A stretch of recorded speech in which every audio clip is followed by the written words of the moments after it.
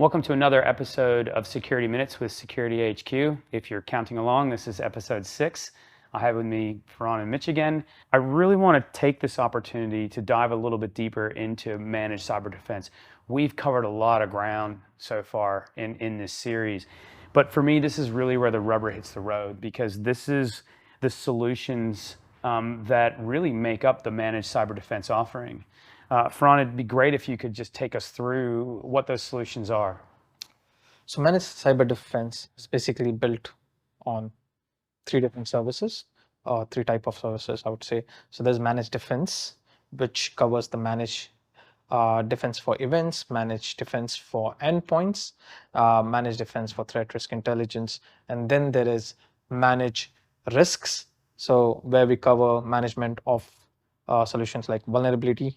So vulnerability management, pen testing, CISO as a service, and for managed security, which is the third one, where we do the managed device management, managed firewalls, DLP, and all of that. So basically, it gives options to our customers to understand or to pick the service that fits the requirement. Mitch, it'd be really great if you could give us a kind of an example of how a customer would transition into one of our cyber defense offerings. Yeah. Typically in the scoping and requirements gathering process, we'll have a feel for what their requirements and what their environment looks like. From there, what we would do is we would start to engage the project team, both the stakeholders from the customer side of things, Data and SecurityHQ. What we typically do in that scenario is we would sit with the customer, we would take them through our project plan, which has been refined over 15 years that SecurityHQ have been doing it. We will share with them details of each stage, and then we will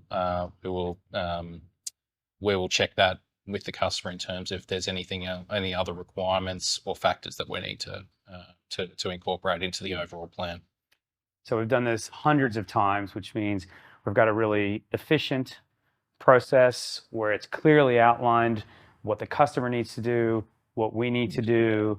How long does it typically take to onboard a customer? I get that question a lot. We get that question a lot, and it's interesting because as we mentioned that it is a collaborative effort. So there is a good dependency on the customer, and there is a very good dependency on our own team.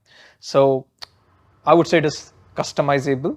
So if a customer needs to be onboarded within a week time, it is very much doable.